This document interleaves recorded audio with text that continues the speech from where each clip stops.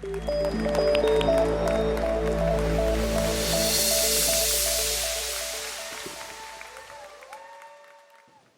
you ever wonder, why is America so bitterly divided?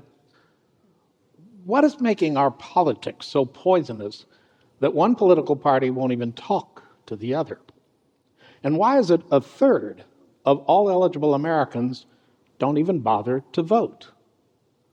I think many Americans don't vote because they believe that their vote doesn't matter. And sadly, they're right. There are a lot of contributing factors, but gerrymandering is the tool both parties have used to destroy representative democracy in America.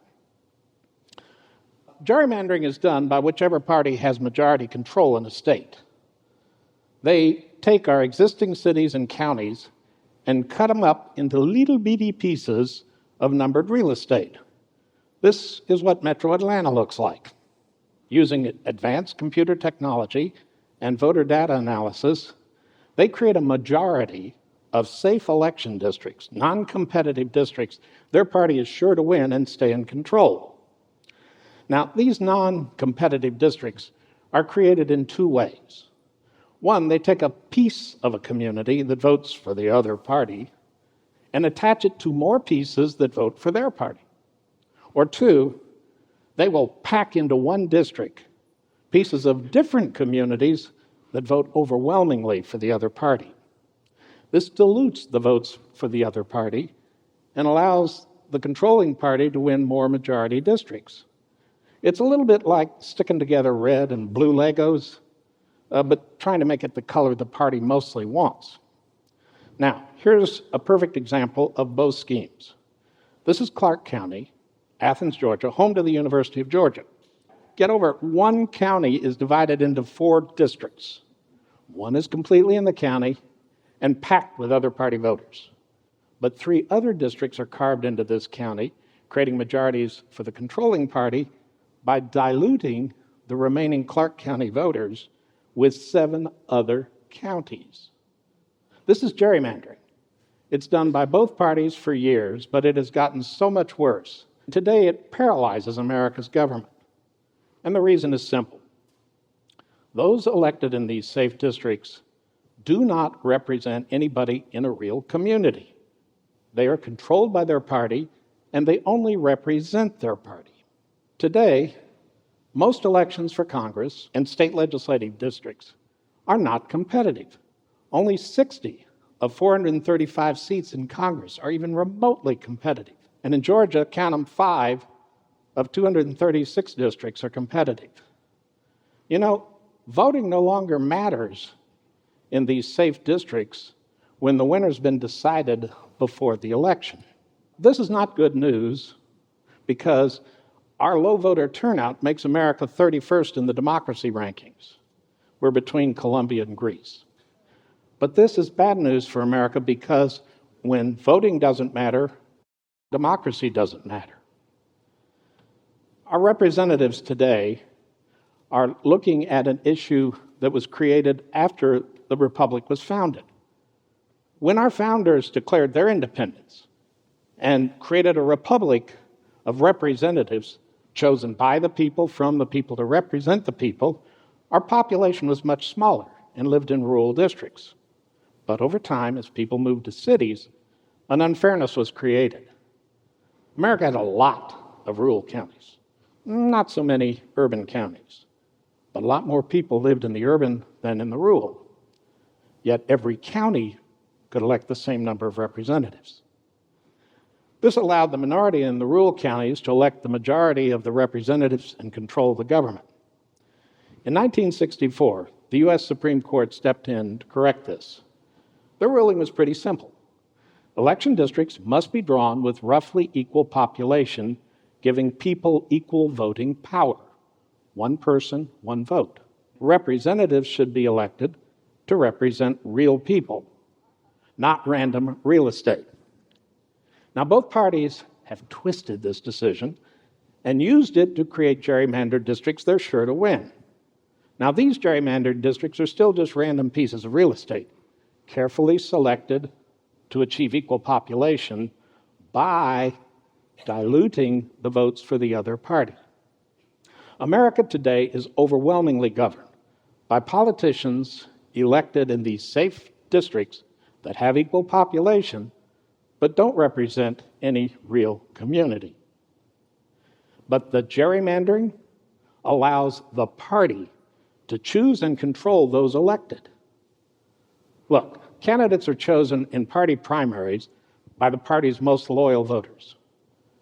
Candidates who are in these safe districts are sure to win. So in that case, party loyalty is a whole lot more important than candidate quality. But candidates must first prove their loyalty to the party, and then they can compete to push the party claims. And those elected dare not stray while they're in office. Party loyalty is essential to them keeping their seat. They dare not have no incentive to seek common ground or even to talk with the other party, because doing so risks getting a primary opponent the next election. That's why they only represent their party. If we think about our fiercely divided government that can't solve any problems, think about it. The issues you're really worried about: immigration, abortion, the guns, the question of budget. Any of these problems to be solved requires bipartisan effort. But today, trying to get members of opposing parties to cooperate is almost impossible. You would have better luck trying to teach pigs to sing. Actually, neither party is in a big hurry to solve America's big problems. They use these issues to raise money and stir up their folks to go vote. The parties know that they can raise more money and get more votes by complaining and blaming than by trying to solve problems. But this politics of paralysis makes it impossible to solve any of America's big problems, even the ones wanted by an actual majority of all the voters from both parties. Some Americans now go to the polls to vote against somebody or something because they're angry or they're afraid. They're not really voting for someone, they're voting against the other. And many are only voting because the flood of negative advertising has made them angry or afraid. For the non-voters, the elections are just noise. They don't see how it has any relevance to their life at all. These folks believe they have better chances to improve their life by buying a ticket in the $300 million lottery than voting in an election. And regardless where you stand, our government's not working for you. It's actually not working well for anybody other than the political parties and this huge politics industry. It is intentionally unfair and deliberately unresponsive to the real needs of America and our real communities. But this is the reality of the gerrymandered elections we now have. And this system is working perfectly for those that designed it, the political parties. America has now become a government of the party, by the party, and for the party. It does not matter which party wins their gerrymandered elections, America loses. It does not have to be this way. We can protect democracy by getting more Americans to believe their vote actually matters. If we believe that we deserve the representative system the founders gave us, then we must do away with party gerrymandered districts. And waiting for the political tides to shift the gerrymandered back to the other party is not a solution. The good news is there are pathways to get us back to an election and to a government that actually works. One way is to draw districts for Congress and the state legislatures using the existing whole communities the legislatures have already created. These are our whole existing cities, counties, townships, parishes, neighborhood planning units. These are lines already drawn that define real communities of real people.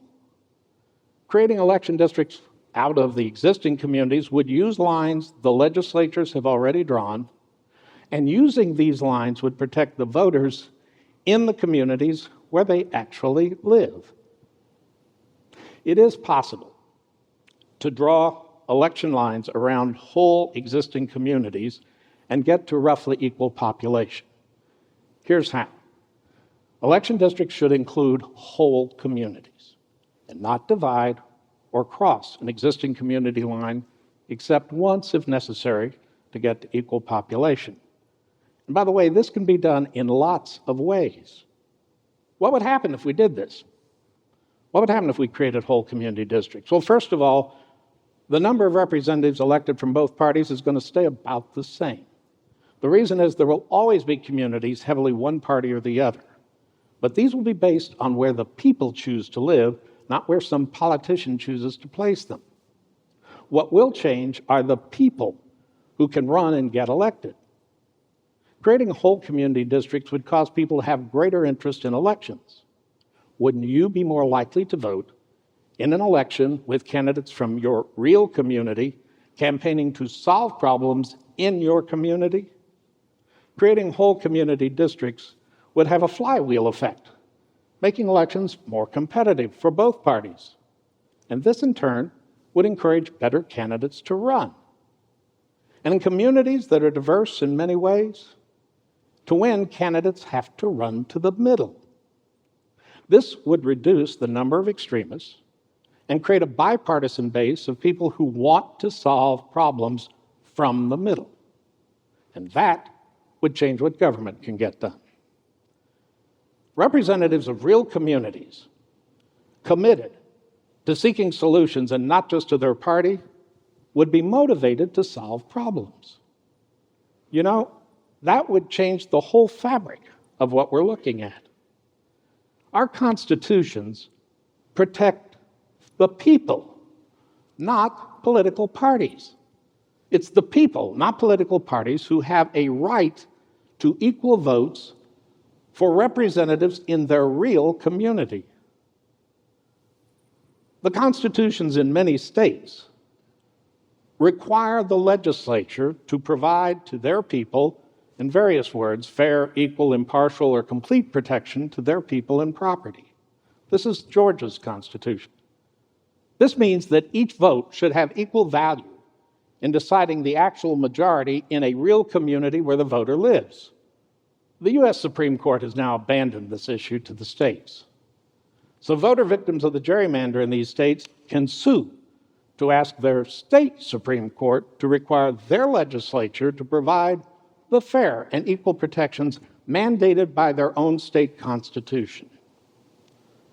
Look, if we want to restore real democracy in America, we must eliminate the deliberate unfairness of gerrymandering. The political parties have taken America hostage. It is time for us to declare our independence from gerrymandered rule by both political parties. Because, wait for it, we cannot fix anything important in America until we fix the gerrymander.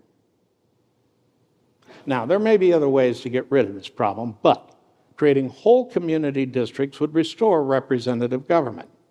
It would get more people to vote. It would actually create a government that could solve problems. But most important, it would restore our belief in democracy in America. Thank you.